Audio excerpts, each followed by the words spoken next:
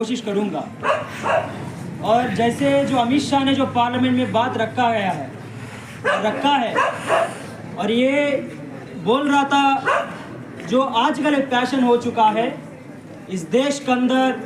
कोने कोने में जो बाबा साहब चिल्ला रहे हैं। इतना बार बाबा साहब नाम लेने से अच्छा कोई भगवान का नाम लिया होते स्वर्ग में पहुंचा होते अभी तक। एक तरफ जो बीजेपी कांग्रेस को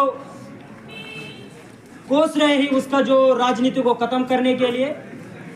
दूसरी तरफ जो कांग्रेस ने जो बीजेपी को अटैक करके जो बाबा साहब नाम से राजनीति करने के लिए भी कोशिश कर रहा है। और इधर भी जो तमाम लोग आके बात रख के गया है, जो रिप्रेजेंटेशन की सवाल लेके और बाबा साहब की जो सवाल लेके, जो बाबा साहब का कंट्रीब्यूशन लेके, और कहीं ना कहीं जो बाबा साहब को जो कैंपस के अंदर राइट वर्सेस लेफ्ट के बीच में बांट के, और कैंपस से बाहर जो कांग्रेस वर्सेस और बीजेपी का बीच में बाबा साहब रख के राजनीति करने के लिए कोशिश कर रही है। ये तो बाबा साहब के बारे में इस तरीके से बात रखना मुझे ऐसे लगता है नाइंसाफी है, और इस तरीके से बात रखना भी मुझे ऐसे लगता है एक ब्राह्मणवाद की सोच है और बाबा साहब के खिलाफ की जो बात रखने की जो इक्वल मैं मानता हूँ। मैं इसलिए ये चीज़ बोलने के लिए कोशिश कर रहा हूँ, इसमें कोई पॉलिटिकल पार्टी को लेके आने के लिए कोई ज़रूरत नहीं है। अक्सर मुझे ये लगता है जो लोग पॉलिटिकल पार्टी को इस बात में लेके आ रहा है, मुझे ये लगता है जो कांग्रेस के खिलाफ बीजेपी बोले, बीजेपी के खिलाफ कांग्रेस बोले, और इस कैंपस के अंदर लेफ्ट के खिलाफ एबीपी बोले, एबीपी का खिलाफ लेफ्ट बोले, और उसमें मुझे ऐसा लगता है इसमें कोई और जो उसका राजनीति का जो रोटी सेकने के लिए एक मकसद का ढूंढने का मुझे ऐसे नजर आता है। मैं इसलिए कह रहा हूँ ये बात बार बार, मैं इसलिए कह रहा हूँ जो लोग बाबा साहब के खिलाफ जो बार बार ये बात कह रहे हैं, उसका कोई पॉलिटिकल पार्टी को तक सीमित रख के हम देख नहीं सकता है। इसलिए ये बात उस इंसान के दिमाग में जो बार बार इस बात पे आ रहा है, उन लोग एक सामाजिक एक सोशल लोकेशन से पर्टिकुलरली आता है। उसका एक सोशल लोकेशन है। इस देश में जो ब्राह्मण है, भूमियार है, और आपका जो बनिया है, जो आपका राजपूत है, जो इस देश का जो एक हिंदू व्यवस्था ने इस तरीके से जो कुछ प्रिविलेज दिया गया है, वो प्रिविलेज और वो सोशल लोकेशन से जो इंसान आता है वो कभी भी ये डाइजेस्ट नहीं कर पाता। इस देश के अंदर जो धर्म ने कुछ बहुत बड़ा तबका को अछूत बना गया है, ये मॉडर्न सोसाइटी के अंदर वो अछूत समाज से आने वाले इंसान वो ब्राह्मण के इक्वल कैसे बैठ सकता है। और इस बात से जो बाबा साहब के खिलाफ इस तरीके से हेटेड बात होती है, और इसको मैं सिर्फ आज की बात नहीं समझूंगा। आप पूरा एंटीकास्ट हिस्ट्री को उठा के देखना, जब बुद्ध इस देश के अंदर जो ब्राह्मणवाद के खिलाफ जो बात रख रहा था, जो इस देश का जो बुद्धिज्म को जो खत्म करने के लिए हर तरीके से हर जगह अलग अलग चीजों की अपना गया है। जो पहले जो बुद्ध को जो अप्रोप्रिएट करने के लिए कोशिश किया, जो अप्रोप्रिएट नहीं कर पाया था, और उसको स्टिग्मेटाइज करने के लिए कोशिश किया, जो स्टिग्मेटाइज भी नहीं कर पाया था, जो पुष्यमित्र सिंह ने पूरा इस देश के अंदर ब्राह्मणों ने जो मिलकर इस देश के अंदर जो बुद्धिस्ट मोंक को जो नरसंहार किया गया है। और यही बात आज की स्थिति में आप देखे हो तो आपको ये बात समझ में आएगा, जो बाबा साहब को भी जो अलग अलग पॉलिटिकल पार्टीज ये अप्रोप्रिएट करने के लिए कोशिश कर रहे हैं। जब गांव में आप देखोगे वही प्रकाश जो आपको बाबा साहब को और उसी दलित समाज को और माँ बहन को जो गाली देते नजर आएगा, और वही प्रकाश जो दलित औरत को इज्जत लूटेगा और उसको घर से जो गायब करके लेके जाएगा और उसको ऊपर अत्याचारी करेगा। और अभी जो बाबा साहब को जो खत्म नहीं कर पा रहे हो तो उसको स्टिग्मेटाइज भी कर रहे हैं, और उसको स्टिग्मेटाइज भी नहीं कर पाएगा जो आने वाले समय में मुझे ऐसा लगता है पूरा दलित समाज को जो खत्म करने के लिए कोशिश भी करेगा। और यही बात को मैं इसलिए दोहरा रहा हूँ, जो अमित शाह ने इस बात पे जो बाबा साहब के बारे में बोल रहा था, और मैं ये पूछना चाहता हूँ, जब बाबा साहब के ऊपर जो अमित शाह ने जो बात रख रहा था उसका पूरा बॉडी लैंग्वेज को देख लेना, और उसका बॉडी लैंग्वेज का वो डीकंस्ट्रक्ट कर डीकोड करके देखना, उसका चेहरे पे, उसका जो मुंह पे आपको ये नजर आएगा ये हेट्रेड। ये कैसे जो बाबा साहब का जो बात एक समय ऐसे था पहले इस देश के अंदर, पूरा जो समाज जो पूरा जो मंदिर के पीछे और भगवान के पीछे जो भागता था, पर आज की स्थिति में, आज के जो कॉन्टेक्स्ट में जो पूरा समाज जो बाबा साहब के जो नाम ले रहा था, जो अमित शाह को इसी बात का दर्द था। और मैं ये पूछना चाहता हूँ, अब बाबा साहब का जो खिलाफ एक जातिवादी मानसिकता तुम्हारा दिमाग में रख के जो बाबा साहब के खिलाफ बात बोल रहे हो, तो मैं ये सवाल पूछना चाहता हूँ, ये यही अमित शाह एक बहुत बड़ा गुंडा था, और यही अमित शाह था जो गुजरात में जो मुस्लिम समाज को जो खत्म करने के लिए एक स्ट्रैटेजी बनाया है। आप बाबा साहब को, हमारा बाबा साहब को तुम्हारा देवी देवता के साथ जो कंपेयर कर रहे हो, तो मैं ये पूछना चाहता हूँ तुम्हारा औकात क्या है मुझे बताओ। अमित शाह तुम्हारा औकात क्या है मुझे बताओ इस देश के अंदर। बाबा साहब के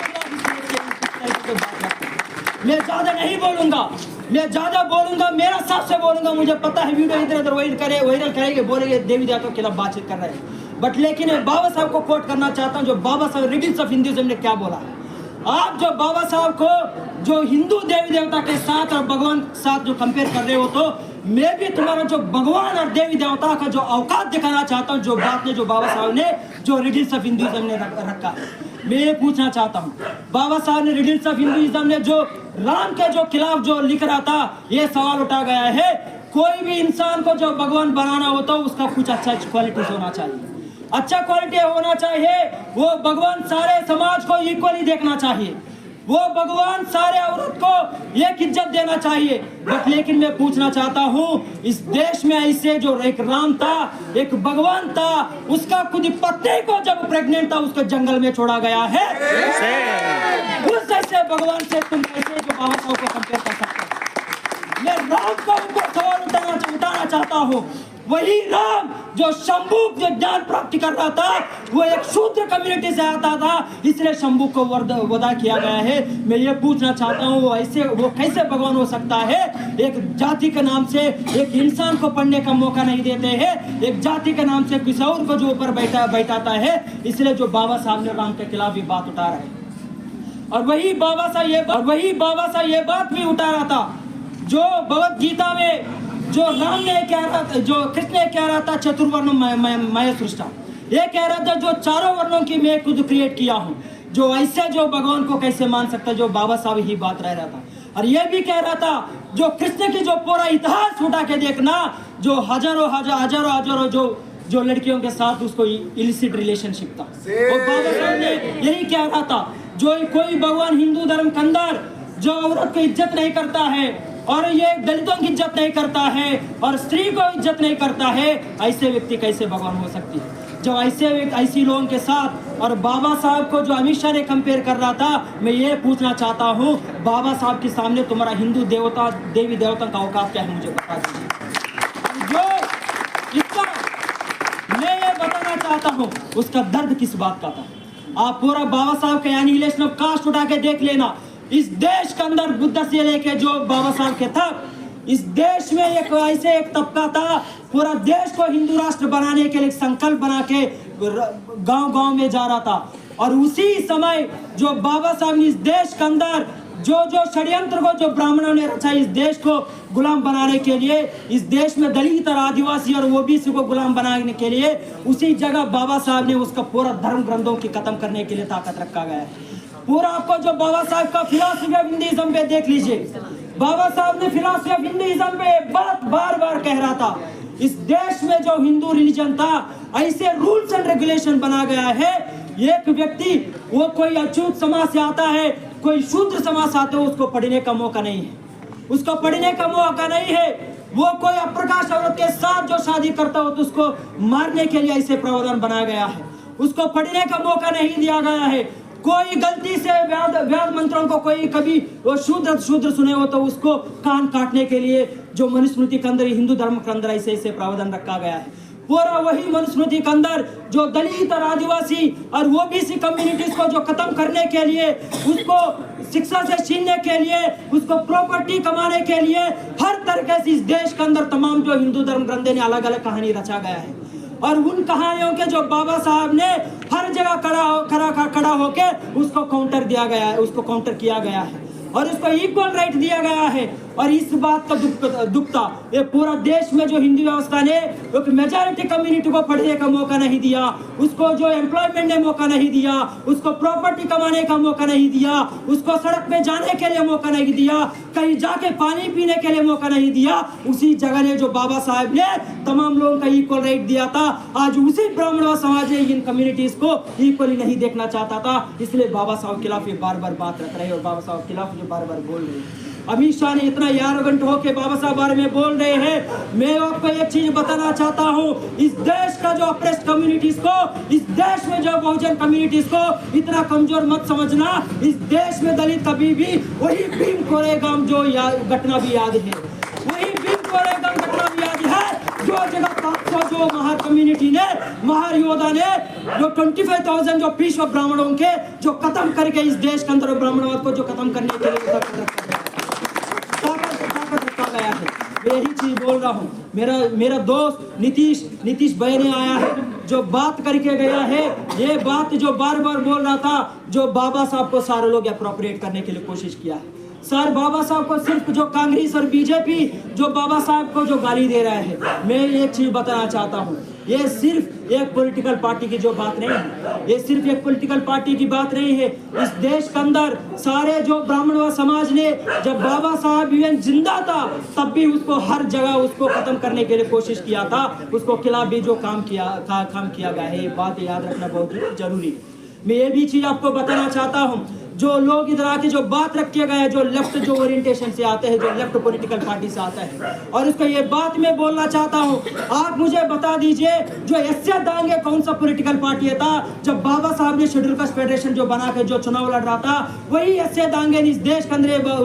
बोल रहा था आपका वोट को खत्म कर लीजिए, बट लेकिन बाबा साहब को वोट मत देना, वो जीतेगा तो आपका समाज जो खत्म हो जाएगा। एस.ए. दांगे कौन था? और ये मैं पूछना चाहता हूँ, ईवीएस नंबूद्रीपाद कौन था? ये 1932 में जो बाबा साहब ने जो राउंड टेबल कॉन्फ्रेंस में गया है, जो दलित और आदिवासी के लिए सेपरेट इलेक्टोरेट्स लेके आया है, जब लेके आने के लिए कोशिश कर रहा था, वही नंबूद्रीपाद, वो जो सीपीआई पॉलिटिकल पार्टी का जो फाउंडिंग मेंबर था, वो ये कह रहा था ये बाबा साहब ने इस देश को जो इंडिपेंडेंट मूवमेंट को डाइवर्ट कर रहा है, वो जाति का नाम से समाज को तोड़ना चाहता है। ये पॉलिटिकल लीडर्स कौन सा पॉलिटिकल पार्टी से है? ये सारे पॉलिटिकल लीडर्स वो ये वामपंथी संगठन से आता है। और यही चीज मैं बताना चाहता हूँ, नीतीश ने आके ये बात रखा, जो बाबा साहब एक रिप्रेजेंटेशन दिया गया है, उसी रिप्रेजेंटेशन से बहुत सारे लोग चुन के जो पार्लियामेंट में बैठे हैं, वही जो अमित शाह ने जो बीजेपी के जो अम्बेडकर को गाली दे रहा था, बट लेकिन कोई जो एससी चुन के जो पार्लियामेंट में बैठे वो अमित शाह के खिलाफ बोला नहीं है, और ये बात ये कह रहा है। और मैं ये चीज आपको पूछना चाहता हूँ, आप आपको बता दीजिए, आप ऐसा पॉलिटिकल पार्टी से आते हो, आपका जो एमएल पॉलिटिकल पार्टी के अंदर जो कितना जो दलित पॉलिटी बुरे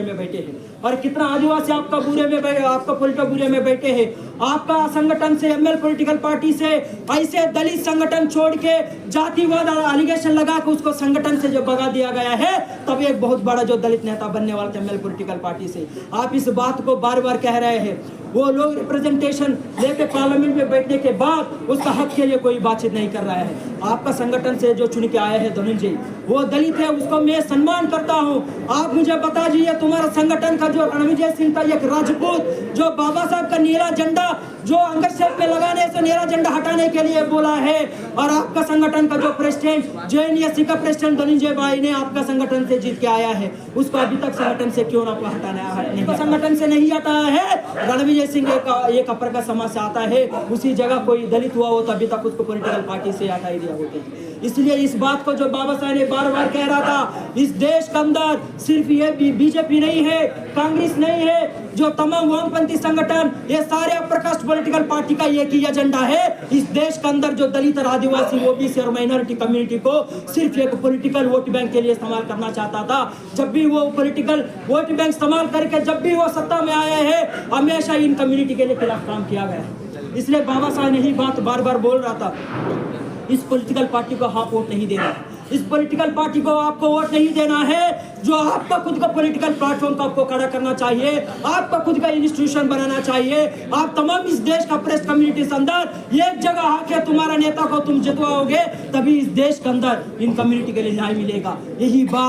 बात इस देश के अंदर मान्यवर साहब ने इस देश के अंदर जब अम्बेडकर मूवमेंट को जो खत्म किया गया, जो कांग्रेस और बीजेपी मिलके, जो मान्यवर साहब ने पूरा जो गाँव में साइकिल पे घूम रहा था, ये बात तमाम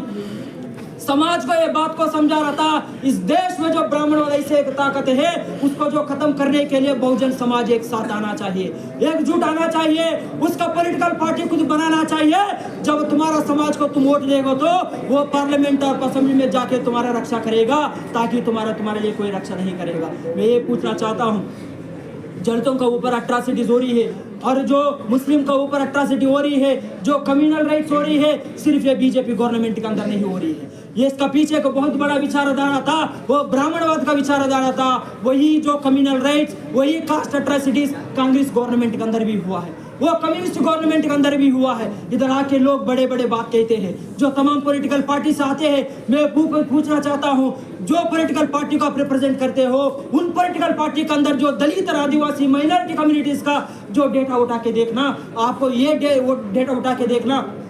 आपको ये पता चलेगा ये तमाम पॉलिटिकल पार्टीज अलग अलग समय में सत्ता में रहने के बावजूद भी उन कम्युनिटी के खिलाफ जो काम किया गया है। और यही चीज आपको वेस्ट बंगाल में मिलेगा। जो वेस्ट बंगाल में जो लेफ्ट गवर्नमेंट है, ज्योति बासु गवर्नमेंट 30 साल सरकार में रही है, उसका बावजूद भी जो उस जो वेस्ट बंगाल के अंदर जो मुस्लिम जो सोशियो इकोनॉमिक और एजुकेशनल कंडीशन दलितों से भी बहुत खराब था, उस बात का कौन आंसर देगा। और यही चीज आप देख लीजिए, जो पूरा जो इस देश के अंदर जो पॉलिटिकल प्रिजनर के नाम से एक डिस्कोर्स चलाता है, और इस देश के अंदर यूपीए एक्ट के ऊपर जो बड़े बड़े बात कहते हैं, बट लेकिन जो सीपीए जो गवर्नमेंट है जो केरला के अंदर, आपको डेटा ये बताती है जो सबसे ज्यादा यूपीए एक्ट कहीं लगी वो तो केरला के अंदर लगी है, केरला के अंदर लगी है। और इसलिए साथी मैं ये चीज बोल रहा हूँ, ये चीज मैं हमेशा जो जेएनयू प्लेटफॉर्म पर इस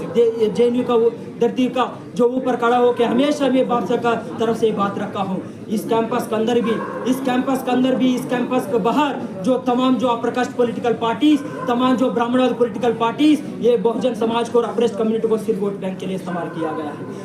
यही मेरा बात है। इस कैंपस के अंदर भी आने वाले समय में इस कैंपस के अंदर दलित और आदिवासी, ओबीसी और माइनॉरिटी कम्युनिटी और स्टूडेंट को और इनको बचाने के लिए और उसको बचाने के लिए हमारा पास एक ही रास्ता है, वो अप्रेस्ड यूनिटी है। वही अप्रेस्ड यूनिटी के साथ जो बादशाह ने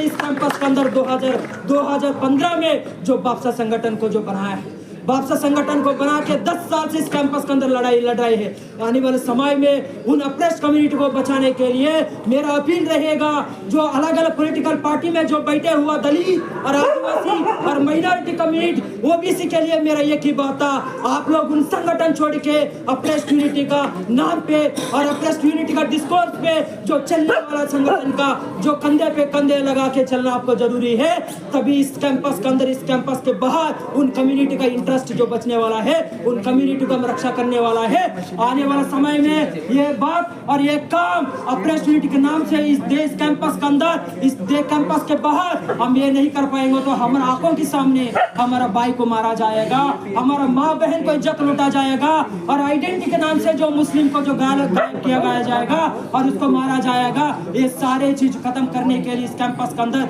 अप्रेस्ड यूनिटी के नाम से सारे कम्युनिटी एक साथ आना चाहिए। यही बातों के साथ मेरा बात को खत्म करना चाहता हूँ। जय भीम।